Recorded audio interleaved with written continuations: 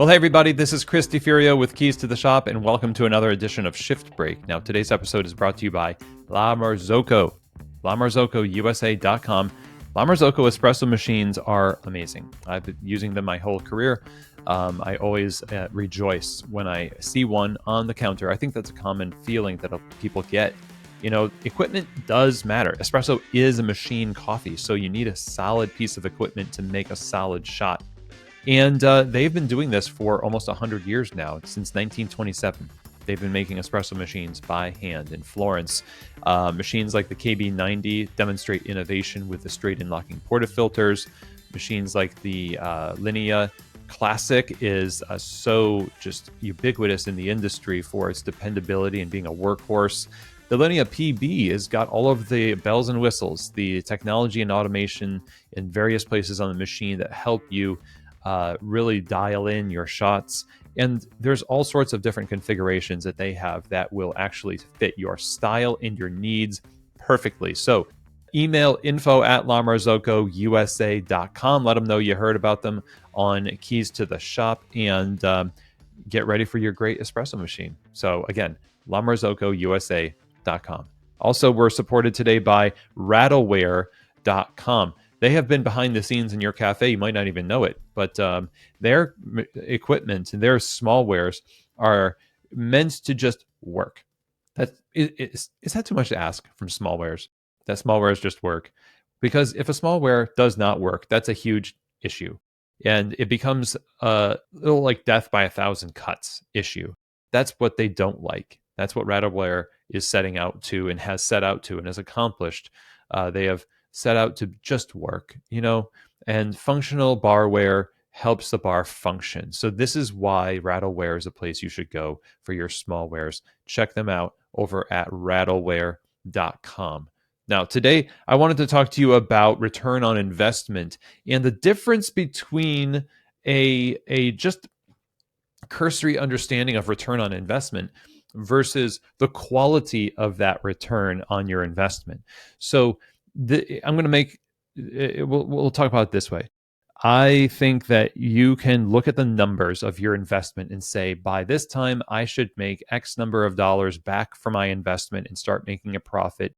You open a coffee shop, you want to maybe think about, maybe we start making a profit after 2 or 3 years, and that's going to be the return on our investment that we're looking for. If you're actually an investor, you might have a shorter time frame that you're looking at to try to recoup your money. And measuring things by metrics and numbers is a classic and great way to go about doing it. Okay, but numbers don't always tell the whole story, because numbers don't have minds. Numbers don't have emotions, but the people behind the generation of those numbers do. And if you were, let's say, a coffee shop that started out, you started getting more profitable because the area started getting a little bit more busier. There's more not high rises, but there's like condos and there, high rise apartments, and the people keep coming to your cafe, and so you see the profitability start to go up, or you see the return on your investment coming to you. And in your mind, this is all good news. Look at, people love what we're doing. They're coming in, they're buying coffee. There are more people that come in. They say, hey, there's a coffee shop, let's buy coffee. The numbers start to grow. You start to feel a lot of confidence. But here's the thing, and I'm not trying to say that you should just be paranoid all the time about this, but far be it for me to say that, because I really don't like when people are unduly paranoid about their businesses. However, I think we have this issue where we interpret the numbers as a sure sign that everything is fine. If you're making money, if you're popular, if you're growing, it's not always a sign that that growth and those numbers aren't being generated by people who are just really, they're maybe putting up with a lot of stuff that they're not telling you about. People actually are more gracious than we give them credit for.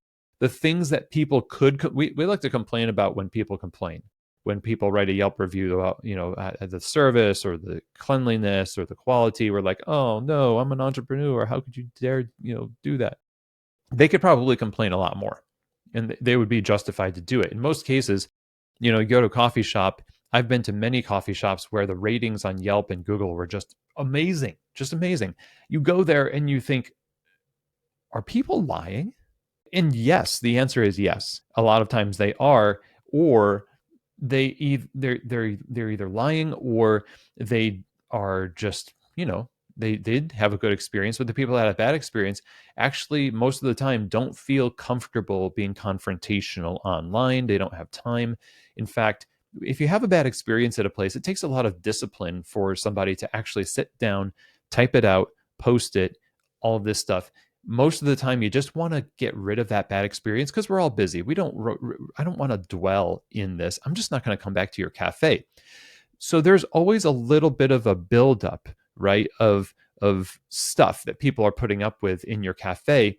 And if you're really their only option on their route to work and they keep coming, but it's serviceable, it's good. But if another competitor opened and they solved some of those issues that you refuse to solve because maybe you don't know their issues, um, or but it doesn't feel like it's a big priority, they're just that far away from just saying, I'm going to go to that other shop. Now, how do you know that the numbers coming in are not being generated by people who, if given the opportunity, would absolutely go to another coffee shop? You would know that if you were able to look back and say, do we get feedback from our customers more than just the passive receiving of reviews on Google and Yelp? I don't mind those, but are you asking? Are you watching? Are you examining the quality of the interactions? Do you know how well the drinks are being made by all of your staff all day?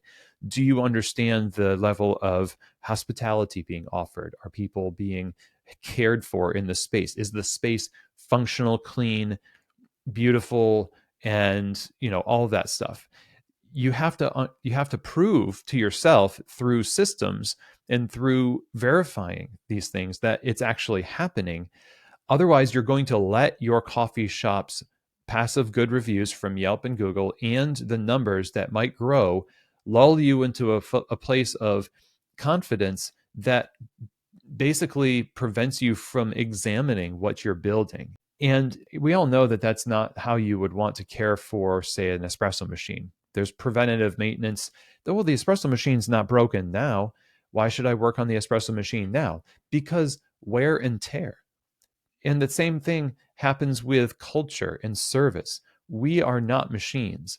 People need to be cared for, resourced, invested into, just to fight entropy, just to fight breakdown and weariness and that kind of thing.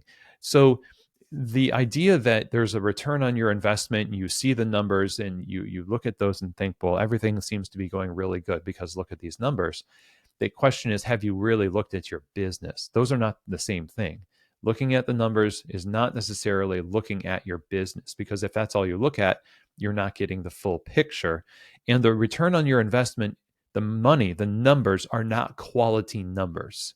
So, the whole point of this episode is, what can you do to ensure that when you look at those numbers, that those are quality numbers? And you know it because you've got this deep knowledge of what's happening. You've got feedback coming in from staff, feedback coming in from customers. You have personally solicited this feedback. You've gone out and tried to have conversations with people. That way, you know that this is not just purely circumstantial, that you have increased numbers. Because I've seen it a lot where a coffee shop positioned in such a way because of their location feels a sense of confidence because they're growing.